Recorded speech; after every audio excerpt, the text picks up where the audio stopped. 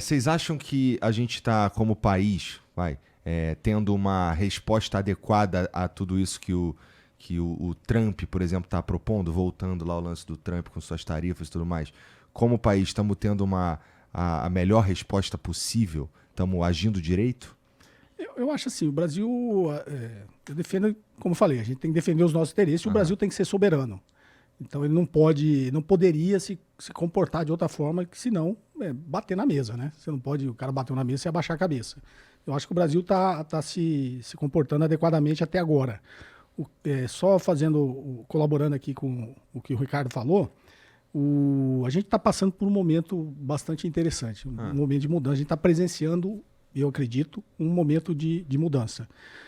Esse negócio do BRICS, de alguns países está fazendo jogo duplo, como o caso da própria Índia, né, que é muito próximo dos Estados Unidos e aí não quer desagradar os Estados Unidos, então algumas coisas que o BRICS quer fazer ele vai contra. O próprio Arábia Saudita, né, não recebeu o convite, mas não falou não. A gente tem que analisar isso. Né? Eles falaram, eles não aceitaram, tá, mas eles não falaram não também. Então qual que é o jogo que os países estão fazendo? Eles estão vendo um momento de mudança, né, nessa geopolítica mundial e eles também querem ter uma alternativa. Eu não posso ficar 100% aliado também com os Estados Unidos. Né? Porque senão você é um Estado vassalo, como vários Estados são vassalos. O que os Estados Unidos faz, eles baixam a cabeça. Então, a Arábia Saudita é extremamente aliada aos Estados Unidos. A Arábia Saudita que propiciou, inclusive, a hegemonia do dólar, quando fez o acordo do petrodólar, lá em 1973. Nessa influência americana que sempre teve no resto do mundo, desde o pós-guerra, né? Eles assassinaram um rei na Arábia Saudita para que o sistema político lá fosse favorável. Acho que o Nixon mandou até um secretário do Tesouro, até um professor que eu acompanho, chama Michael Hudson, ele estava até nessa comitiva, ele foi com Bill Mullen, uma coisa assim, foi lá com o Kissinger, e eles fizeram esse acordo do petrodólar, justamente falando, eu compro todo o seu petróleo, você aceita o meu dólar, mas você compra a dívida americana também, para se proteger, para proteger as suas reservas. Foi isso que propiciou, não coincidência, a primeira viagem internacional do Donald Trump foi para a Arábia Saudita, já pensando na renovação desse acordo do petrodólar para tentar defender a hegemonia do dólar americano. Né? Então, o fato da Arábia Saudita ter sido convidada pelo BRICS, não ter aceito, mas também não ter falado não, é porque o mundo está passando por um momento em que você sabe que você tem uma alternativa. Entendi. O BRICS, na verdade, é uma alternativa para os outros países. Uma alternativa para quê? Para confrontar e não ser vassalo dos Estados Unidos. O que eu enxergo assim nesses movimentos, não sei se o Ricardo concorda, é exatamente isso. Os países estão ali, o próprio Brasil faz esse papel, tá? Eu tenho minhas críticas do Brasil, que o fato do Brasil, a Índia e a África do Sul ter ido na reunião do G7 foi uma forma também de querer ficar com um pé em cada canoa. Porque eles não tinham nada, eles não fazem parte do G7, que eles foram fazer lá. Né? Mas era também uma forma de ficar jogando os dois lados. Mas os países que estão jogando os dois lados estão jogando estrategicamente porque está surgindo aqui uma alternativa que consiga enfrentar os Estados Unidos. E você imagina você como cliente. Se você depende só de uma empresa, você não tem poder de barganha nenhum. Se aparece uma outra empresa que pode te atender, você começa a poder jogar com essas duas empresas. Né? Ó, faz o menor preço que o cara ali vai... Então, essa ascensão da China liderando, né, esse sul global, com a criação do próprio BRICS, eu acho que é interessante para os países terem uma alternativa. E o que os Estados Unidos faz, na verdade, joga contra ele. Né? Porque quando ele tenta vencer todo mundo pela força e pela coerção, na verdade ele está jogando todo mundo para esse outro lado. Ele está intensificando esse movimento dos países realmente aderirem a esse bloco contra-hegemônico. Pelo menos é essa a leitura geopolítica que eu consigo fazer nesse momento. Não, eu concordo. A Arábia Saudita, por exemplo, ela está negociando petróleo com a China em yuan, nem é mais em dólar, por exemplo, né?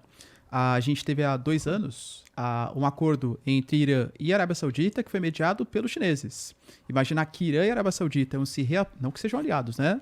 Mas que iam se reaproximar, sendo que existem várias proxy wars, disputas diretas entre os dois. Com mediação da China, pô, é sensacional. E a Arábia Saudita é um país, eles têm um plano também, né? Um plano de estabelecimento de se tornar uma grande potência, a maior potência do Oriente Médio. E eles não estão muito interessados se é capital americano, se é capital chinês, por isso que está colocando pé nas duas canoas. Negociações com a China e também com os Estados Unidos. Se o dólar deixa de existir como uma moeda do mundo, alguma outra toma o seu lugar naturalmente? Assim, na minha leitura, eu não vejo esse momento acontecendo, pelo menos da forma que está configurada. Não é uma necessidade. E eu acho que os países não vão aceitar isso. Os países, se fosse líder de um país, não aceitaria, né? Tanto que a China começou a diversificar suas reservas internacionais, né? Que ela tem, desde o primeiro mandato do Trump. Né? No primeiro mandato do Trump, 70% da reserva da China era em ativos denominados em dólar. Hoje já é menos 50%. Então, desde então, eles vêm fazendo esse movimento. E nenhum país, depois dessa experiência da hegemonia do dólar, acho que vai querer ficar preso a uma única moeda. Tanto que as reservas chinesas ela veio diversificando em bonds do Tesouro Alemão, bonds do Tesouro da Suíça, da Bélgica, inclusive, ouro. Então, a China está diversificando isso. Nenhum país, acho, depois dessa experiência, vai querer ficar preso a uma única moeda.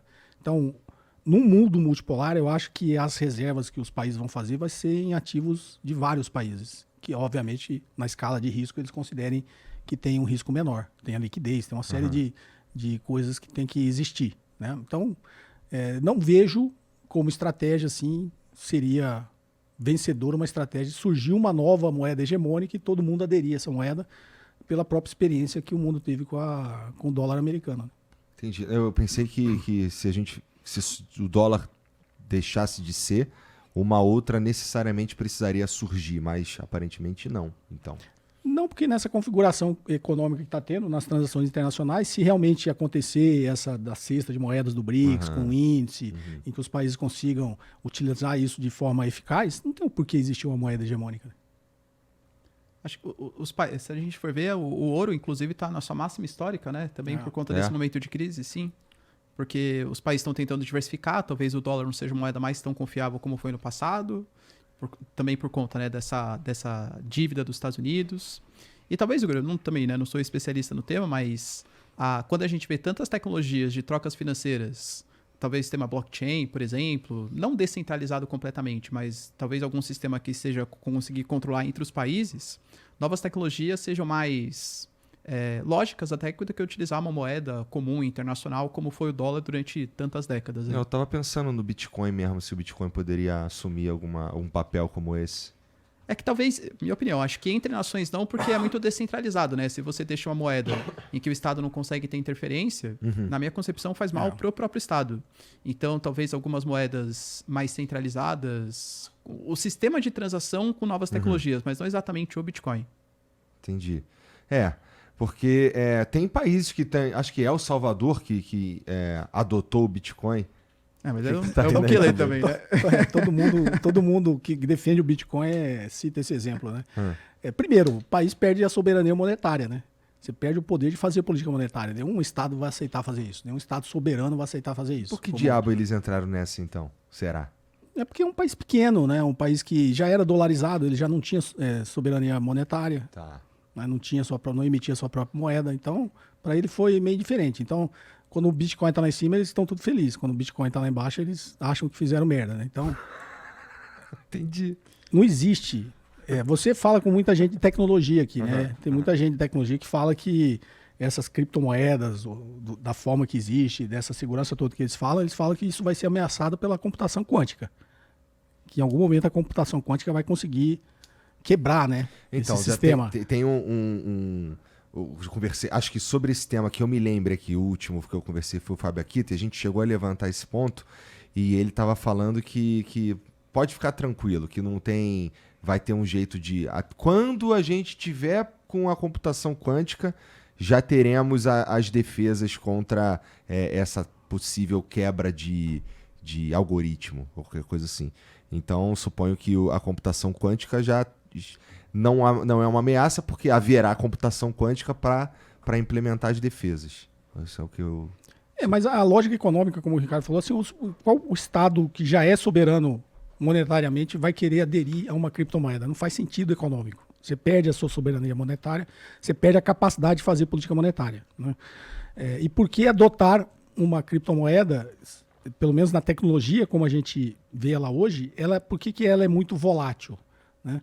É porque a capacidade de se fazer transações pela própria lógica do sistema descentralizado, ele é muito custosa, tanto energeticamente quanto de tempo.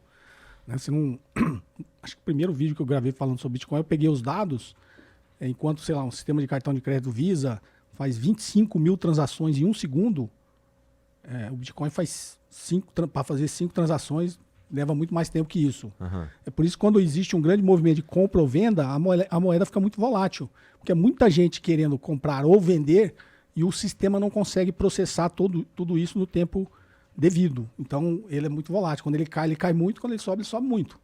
Porque você tem um gargalo aí. Né? E o que os países, inclusive a China, quando baniu lá os mineradores lá, é porque o consumo de energia é cada vez maior para conseguir fazer a mineração das criptomoedas. E a gente passa por um momento no mundo que está todo mundo discutindo energia, matriz energética, como forma da gente não agredir tanto o meio ambiente. Então, eu acho assim, vai continuar sendo o que é, um ativo financeiro em que as pessoas acreditam e investem, mas não é, eu tenho todas as minhas críticas ao Bitcoin, mas eu acho quase impossível um Estado soberano adotar o Bitcoin como moeda. Né? Tu tem algum Bitcoin? Nenhum. É mesmo? Caraca, tu tem. Eu tenho um pouquinho. Pois é, por que não, né? Vai que explode, né? Todo mundo fala, pô, quando você começou a criticar lá, se você tivesse comprado, ele não valia nem $1, né? Agora já vale $100 mil. Mas quem falou também que você precisa aproveitar todas as oportunidades no mundo? Bom, a gente Você só vai fica ficar louco se você achar que você vai pegar todas as oportunidades hoje no mundo, né?